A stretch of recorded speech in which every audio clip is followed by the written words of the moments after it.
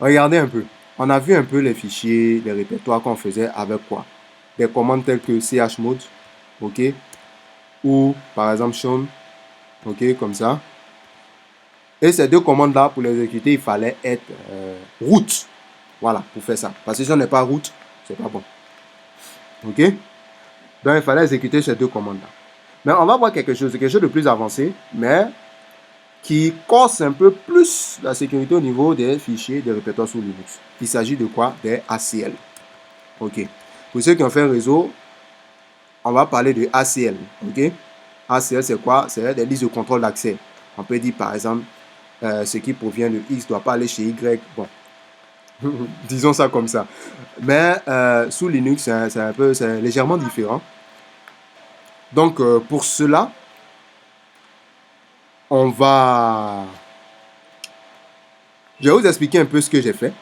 J'ai créé deux groupes d'utilisateurs et deux comptes utilisateurs. Chaque utilisateur est dans un groupe différent. Ok? Vous avez AK, vous avez Shane et vous avez deux groupes différents, c'est-à-dire les utilisateurs standards et le groupe ressources humaines que j'ai appelé HR. Voilà. Donc, dans ces deux groupes-là, ok, j'ai déjà positionné mes utilisateurs.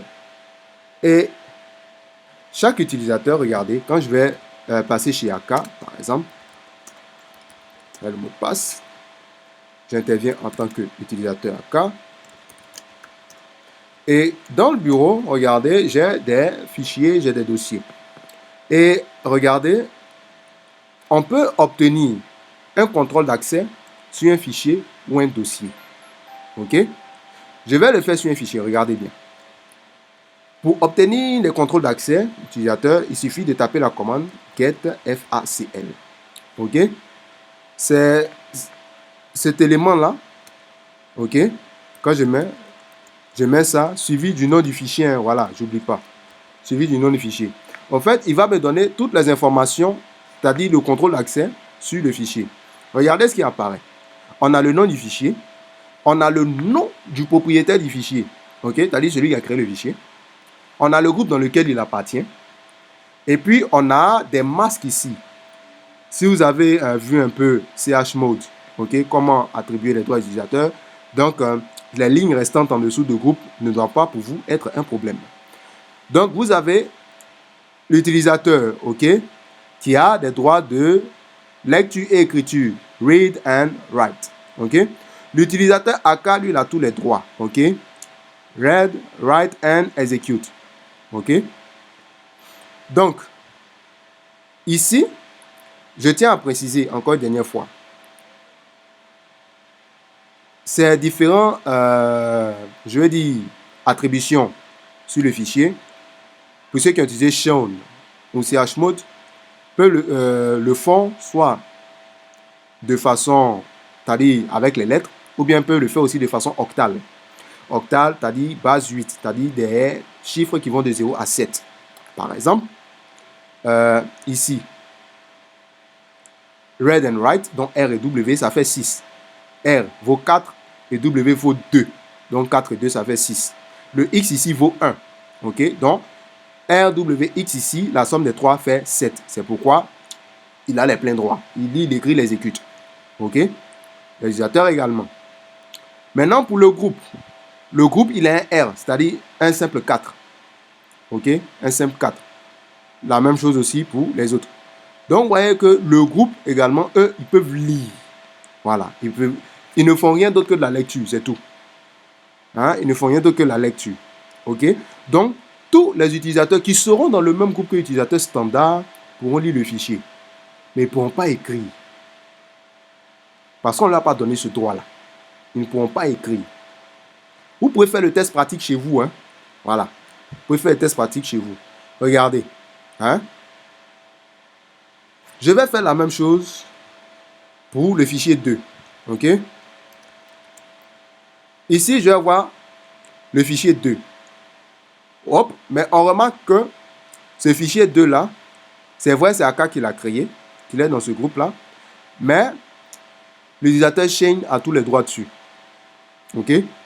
Et son groupe, hein? Son groupe, donc par défaut, ici c'est par défaut, Mais le groupe ressources humaines, ok, que j'ai appelé HR, eux, ils peuvent lire et écrire sur ce fichier-là. On va faire un test, on va s'amuser un peu, on va faire un test, regardez. Je vais...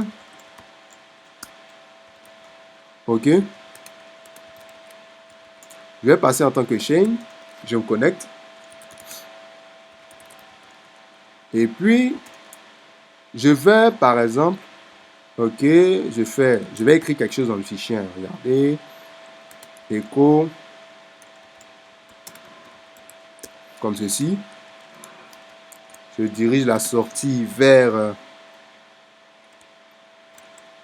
Home, par exemple. AK. En fait, je lui donne le chemin vers le fichier d'AK. Voilà, file2.txt. Allez, on teste. Shane a écrit dessus. Ok, vous voyez que ça fonctionne. Et on peut aller voir directement, regardez. Je ne vais pas me déplacer depuis le répertoire de chaîne. Je vais faire ça. Home, AK, text, desktop, file2.txt.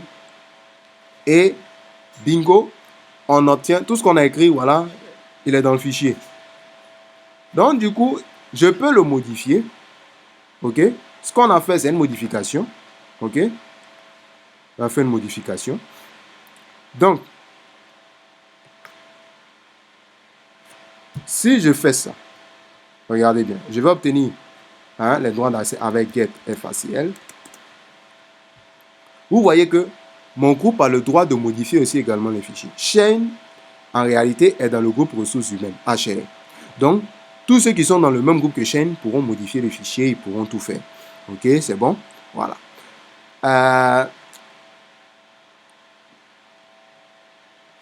Maintenant, je vais passer chez AK. Ok? Je vais passer chez AK.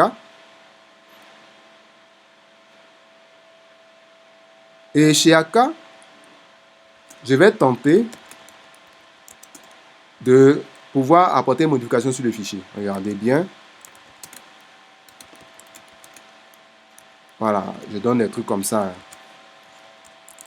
Ok, on va écrire ça sur file2.txt. Ok, chez AK, ça passe. Pourquoi? Parce qu'on a bien vu dans les access lists, on a vu que AK est le propriétaire, donc c'est un owner. C'est le propriétaire, lui qui a créé le fichier en fait. Voilà. Mais les accès du fichier ont aussi été attribués à Shane également. Donc par défaut, AK, il peut écrire dessus. Ok. Le groupe, eux, ils peuvent lire. Ils ne peuvent rien faire d'autre. Parce que ce qu'on a ici, c'est des accès par défaut. Ah bon? Accès par défaut. Et à ce niveau-là, je peux faire la lecture. Ok, ça apparaît. Donc, voici. Maintenant, imaginons qu'un utilisateur étranger veut tenter de modifier le fichier. Je peux vérifier déjà en faisant un simple ls. Regardez. Si vous remarquez, file 2, par exemple, il a un plus. Ok? Ça veut dire qu'il y a une ACL qui a été posée dessus. Donc, il y a un plus. Le propriétaire, il peut lire et écrire. Ok? Le groupe. Vous remarquez que le groupe. On a le groupe qui apparaît. Et les autres. C'est bon? On a ça et ça, on a un plus. Donc, essayons de supprimer le fichier. Ou bien je vais modifier le nom du fichier. Viens voir en guise de suppression. Ok.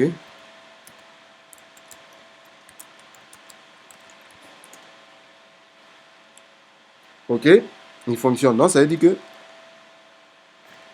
je peux également faire ça aussi. C'est bon.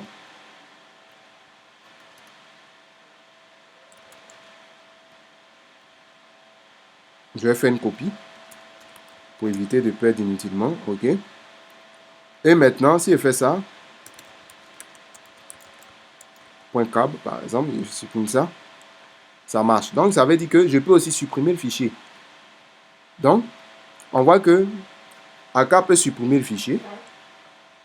Shane aussi peut le faire également. Donc, vous pouvez effectuer tous ces tests chez vous. OK.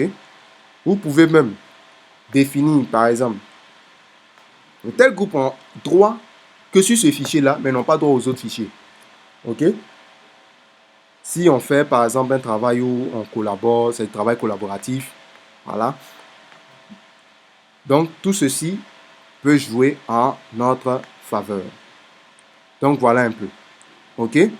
Donc, maintenant, voici une commande. OK. Comment définir ces fichiers, ces accès-là? Regardez bien. Pour ça, je vais créer, OK, à partir de laquelle, pour définir un accès, on fait set facl comme ceci, set file access list, et on va définir avec l'option M. L'option M, on définit user, OK. On peut le faire aussi au niveau du groupe, hein, donc on met G également. Par exemple, je peux dire mon groupe HR, OK, mon groupe HR, hein, ils peuvent faire quoi? Ils peuvent seulement que lire, OK? Ou bien, ils peuvent seulement que écrire, par exemple. Je mets 2, c'est-à-dire c'est une permission. Je mets 2 et puis je mets le fichier. Par exemple, file2.txt. OK? Et je peux obtenir les informations avec get file access list, comme ceci. OK? Et en faisant ça, regardez bien, j'ai précisé un groupe. Le groupe ici des ressources humaines peut écrire dans le fichier. Donc, c'est-à-dire quoi?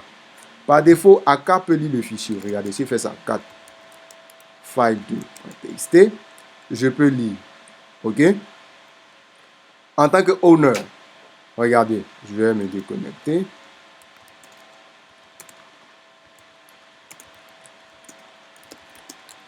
En tant que owner, si je fais ça,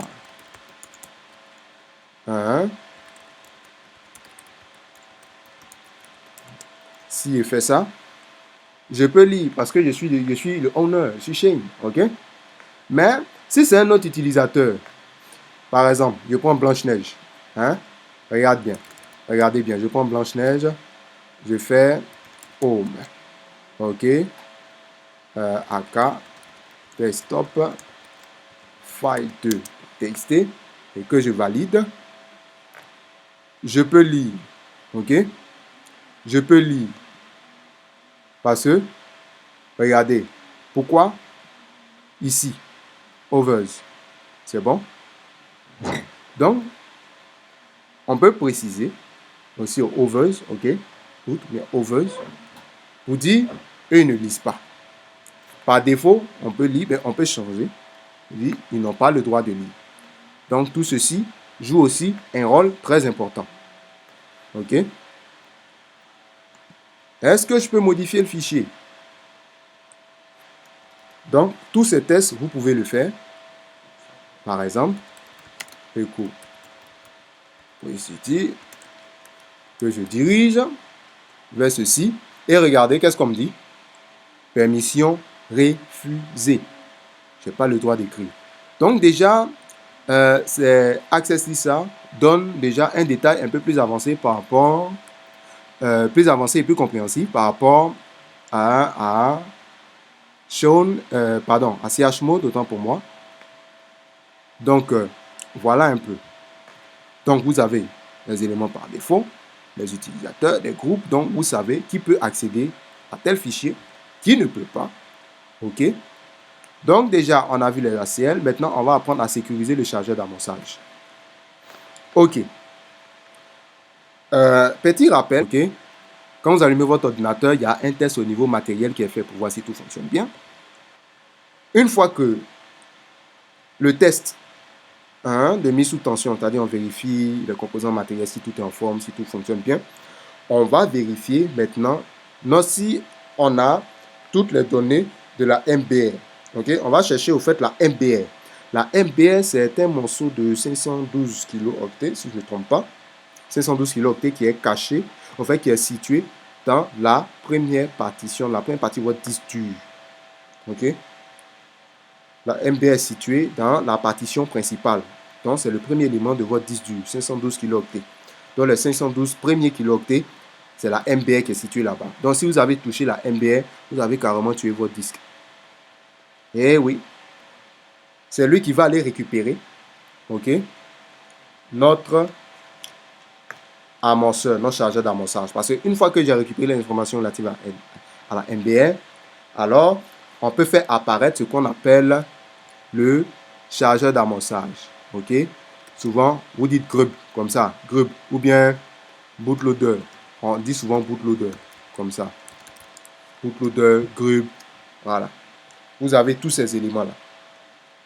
Le grub, ok, il peut être protégé. Oui, il peut être protégé contre des accès non autorisés. Donc, on va voir tout ça en détail. Alors, ça commence par quoi avant d'arriver là?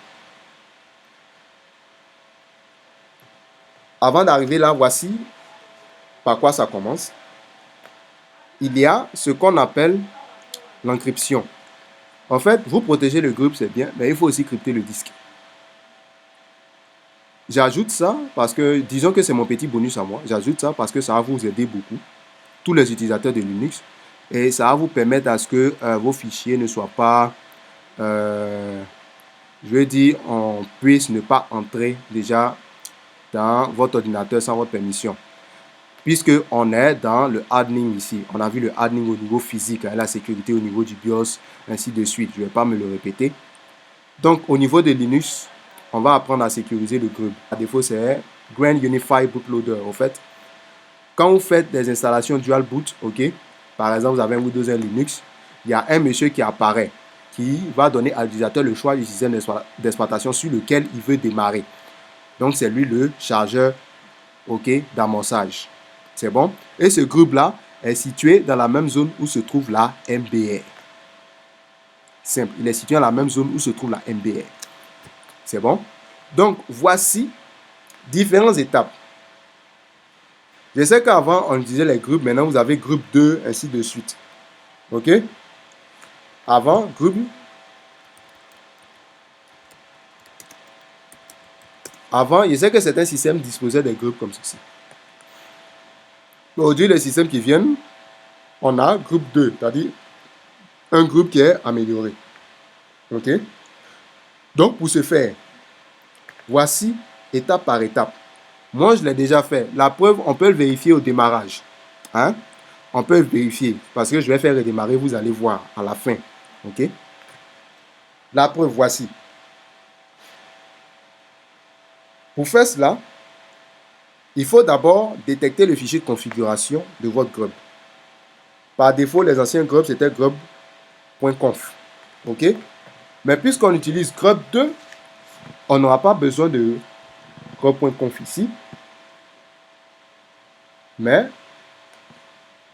on aura grub.d. OK? Voilà, un fichier daemon. OK? Comme ça. Les points D, c'est les fichiers daemon. C'est un peu comme des services. Donc, étape 1, pour sécuriser son grub, OK, faut d'abord se rendre dans ce dossier-là. OK, grub.d. Il faut se rendre là. C'est un fichier de configuration, c'est très important. OK, parce que c'est lui à partir duquel vous pouvez pouvoir modifier, apporter la sécurité sur votre grub. Et de grâce, ne faites pas n'importe quoi là-bas. Pourquoi je dis ça? Parce que si vous avez cassé quelque chose, modifié un élément dans le grub, du coup, vous tuez tout. Je vais vous montrer comment apporter la sécurité sur votre grub, ok, pour ne pas que votre chargeur d'amorce soit forcé. Et en plus de cela, je vais apporter aussi une sécurité au niveau du cryptage de disque. Pourquoi je mets les deux ensemble? Parce que c'est très important. Je le dis pourquoi? Parce que on peut utiliser un autre système pour pouvoir forcer et puis entrer dans vos fichiers pour pouvoir désactiver votre mot de passe. Et oui, ça, c'est ce qu'on appelle du black hat. Je ne vais pas rentrer dans les détails, mais j'aimerais que vous suiviez attentivement ce qui va se passer. Première étape, on se rend dans ce dossier. On aura toutes les configurations au niveau du code. C'est fait. Maintenant, il y a un fichier important que vous devez utiliser. C'est le fichier custom. Et on en a deux. Vous avez le 40 et le 41. Ici, on va utiliser le 40. Moi, j'ai déjà utilisé le 40, mais on va suivre la même procédure. OK? Je vais vous montrer comment vous allez faire. Regardez.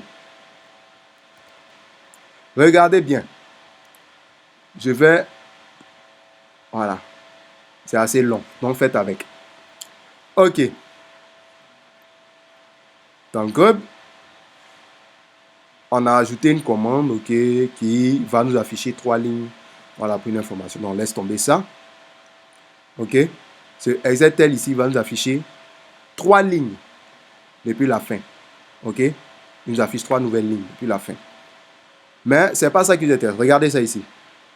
Ici, si vous avez ajouté ça, ou si ça existe déjà, c'est tout. Mais c'est plus rien.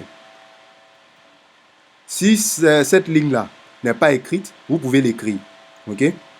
Mais à partir d'ici, vous devez entrer ça. Set super users. Vous devez entrer le super utilisateur ici. C'est bon? Vous entrez le super utilisateur. C'est très important. OK. Une fois que vous avez entré le super utilisateur,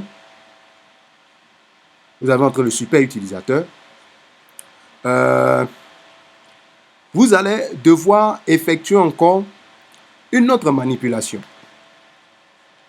C'est-à-dire quoi? Password, OK, toute cette commande-là. Mais comment tout ça, ça se fait? Regardez. On a déjà réussi la première partie. C'est-à-dire on a entré ça. Maintenant, cette partie-là, si vous voulez saisir ça, ne le saisissez pas d'abord. Il y a quelque chose que vous devez faire ici. OK? Pour ce faire, on va utiliser une commande. OK? Et cette commande-là, elle est très importante. Comment on le fait? Pour ça, vous tapez password. Vous entrez votre mot de passe comme ceci. OK? Password. OK? Et vous mettez le nom de le mot de passe. Par exemple, on a vu ça. Password AK. Hein? N'est-ce pas? Quand on a fini d'écrire notre utilisateur. Vous entrez ça. OK? Quand vous entrez le mot de passe ici sera écrit en texte clair. C'est-à-dire quoi? Vous allez voir le mot de passe que vous-même vous avez écrit. Étape numéro 2. Mais puisque déjà, nous en tant qu'utilisateur, on a déjà notre mot de passe, c'est pas grave. C'est faisable, c'est pas grave. Mais voici encore une autre astuce. Pour l'étape numéro 2, vous devez faire quoi? Une fois que vous avez déjà saisi votre mot de passe, regardez ce que vous allez faire. L'étape qui suit, vous devez entrer ceci. Grub 2 mk password, comme ça, make password pbkdf,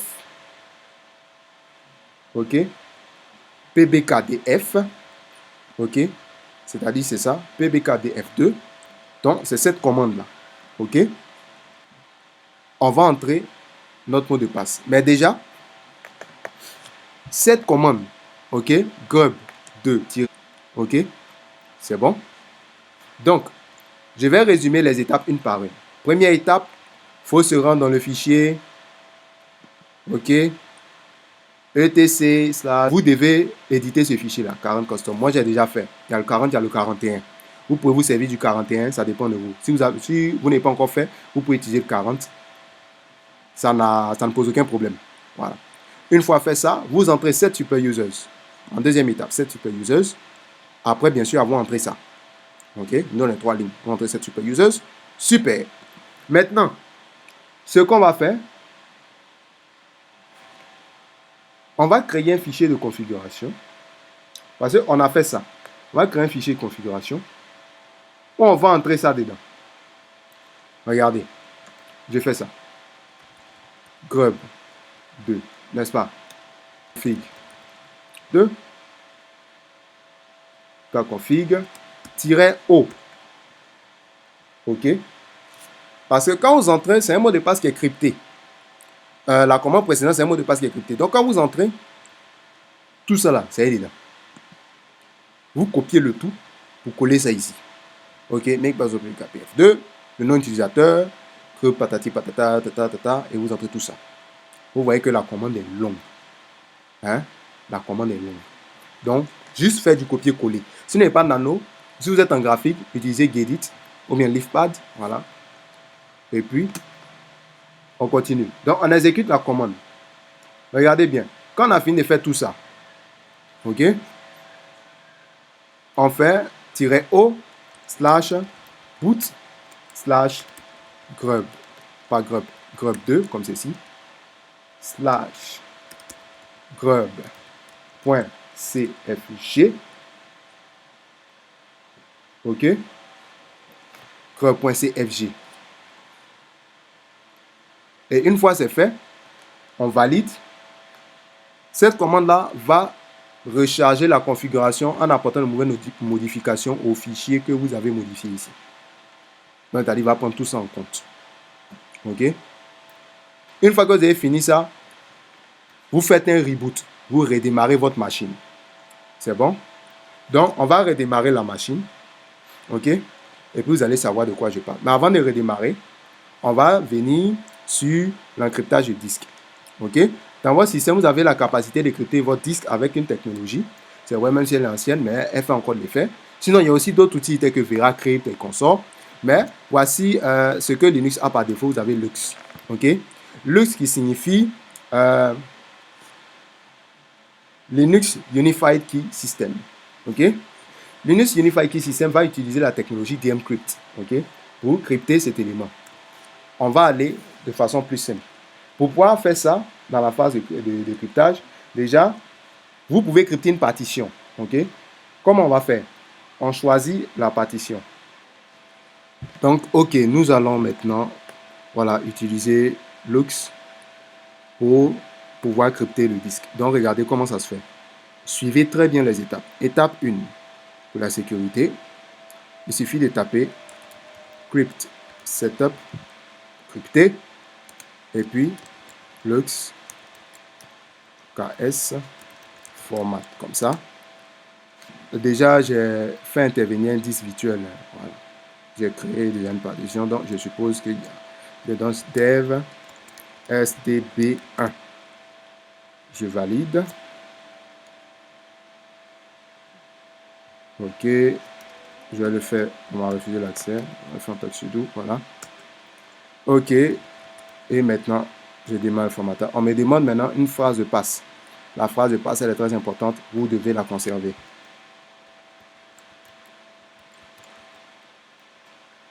Je rentre encore. Et je valide. Il s'occupe du reste. On va patienter un peu quelques minutes. C'est fait. Maintenant, qu'est-ce qu'on fait?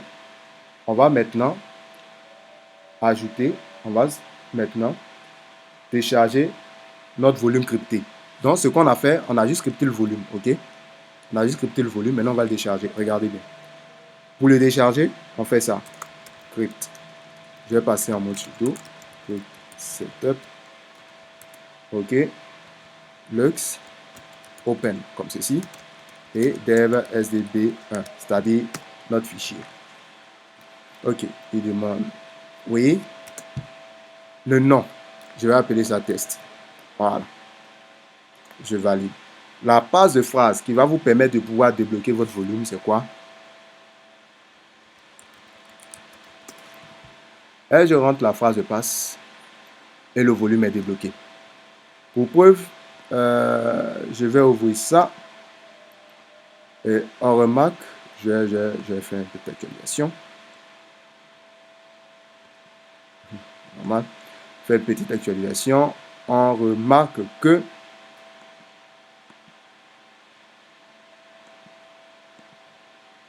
notre fichier test. Ok, on ne peut pas le monter. Ceux qui sont déjà montés. Donc, il suffit de faire ok, test, comme ceci. C'est pas une commande. Ok, c'est le nom de notre volume. Maintenant, comment accéder? Avant de faire ça, puisqu'on a créé test, on va lui ajouter un système de fichiers. Pourquoi? Parce que sans système de fichiers, on ne peut pas entrer. On fait Makefile System, donc MKFS. Je vais mettre un sudo encore pour éviter. Voilà.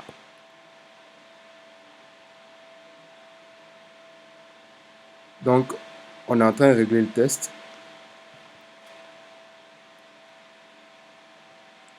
Écriture au niveau de la table des inodes. Et voilà. Le système de fichiers a été activé. En fait, j'avais fait une petite erreur au niveau de la commande, mais c'est bon. Voilà, c'était mkfs/dev mapper et test. Ok. Donc, on reprend les étapes. La première étape, c'est de passer par cette commande-là. Ok, je vais vous montrer la commande. Voilà. Sudo clubsetup list format sdb1. Ok, bon, ça peut ne pas être le même périphérique que le mien. Mais déjà, vous entrez ça, vous entrez la phrase de passe. Une fois fait, le formatage terminé, vous devez le décharger en faisant lux open, comme ceci. Une fois c'est fait, maintenant, on ne va pas faire de montage, on va juste faire un voilà, sudo makefs dev mapper test, sans le système de fichiers, bien sûr. Une fois qu'on a réalisé ça, on a ce message qui apparaît au-dessus. Ok, on a ce message qui est au-dessus. Une fois c'est fait, maintenant, on peut monter notre dossier. Regardez. Monte del SDB1. On va monter. Ah oui. Comment est-ce que je l'ai fait? Ah, il est déjà monté même déjà. Je m'excuse. Il est déjà monté, donc le voici. Il apparaît dans Devices ici. Il apparaît dans Devices ici. Donc, voici notre volume. Et regardez, ce volume-là, il a été créé, mais il est crypté. Donc, on vous demande le mot de passe. Si je prends mon mot de passe habituel, badabim, badaboum, on est à l'intérieur. Ok? Donc, on peut mettre tout ce qu'on veut, retirer tout ce qu'on veut, voilà. Et c'est fini. Ok? Là, il est déjà monté, en fait. Maintenant, pour démonter le volume, c'est la même chose, hein, pour démonter le volume. Ok? C'est comme si on démontait un payfake. Ok? Dev mapper test, comme ceci. Et boum, le volume est démonté. Donc, c'est très, très, très important. Mais ce n'est pas encore fini. Ici, on a démonté comme si c'était un simple, comme si on avait cliqué pour dire on va déconnecter une clé USB. Mais avec ce système de sécurité Lux, ce n'est pas encore terminé. On a juste démonté ça. Maintenant, en dernier, voilà ce qu'on va faire. Crypt, setup, Lux, close. Lux close ici va nous permettre de fermer définitivement notre fichier. Donc, c'est comme si on le ferme avec un verrou. Donc, en mettant le verrou, ok, test, comme ceci, et c'est fait. On l'a fermé. Voilà. Regardez, le disque est là, il est encore crypté, n'est-ce pas? On dit on a besoin d'une phrase de passe pour débloquer le volume. Ok? Donc, s'il n'y a pas cette phrase de passe là, tu ne pourras jamais ouvrir. Donc, voici un peu ce que je voulais apporter. Mais mieux, je vais programmer ça dans les prochaines vidéos, lancer des petites capsules sur Facebook pour pouvoir vous faire comprendre. Donc déjà, ces étapes-là sont très, très, très importantes. Donc, il faudra suivre ces étapes au maximum. Ce qui va vous permettre de crypter votre disque. Maintenant, regardez, une fois on a fait ça, je vais redémarrer. Et vous allez voir à quoi ça ressemble. Ma machine redémarre. Déjà, sécurité physique, c'est une bonne chose. Ensuite, au niveau du démarrage, il y a aussi de la sécurité. Pourquoi? Regardez. Si je démarre, il me demande quoi? Non utilisateur. Je dois entrer le nom utilisateur. Bon, si je mets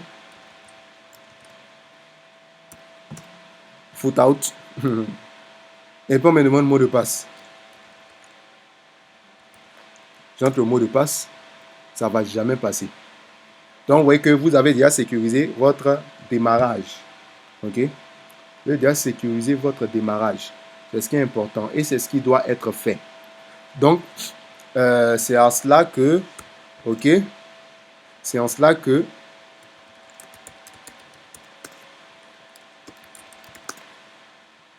de pouvoir concrétiser vos actions sous Linux, ok? Apporter la sécurité sous Linux, donc c'est ce qui est. Donc, maintenant, permettez, ok? Et nous en avons fini avec cette partie. Ok? Bon, je ne sais pas si ça va marcher. C'est pas grave. Mais déjà, voilà un peu comment sécuriser le chargeur d'amorçage. Ok? Donc déjà, on a appris à limiter l'accès administratif, on a appris à utiliser, à comprendre le fonctionnement de sudo, consulter les logs, appliquer l'ACL. Donc vous pouvez tenter chez vous. Donc ça peut se faire si vous n'avez pas compris. Vous pouvez aussi me poser des questions et puis me faire savoir ce que vous n'avez pas compris en commentaire. Mais déjà, je vous donnerai d'autres éléments encore. Et pour la vidéo sur les pare-feux, si vous êtes vraiment intéressé, voilà, faites-moi savoir en commentaire où on va discuter, on va parler des pare-feux, on va discuter. Voilà. Donc sur ce, n'hésitez pas à vous abonner à la chaîne et aussi, je vous dis merci de votre aimable attention, de m'avoir suivi. Donc on se dit à bientôt pour une nouvelle vidéo.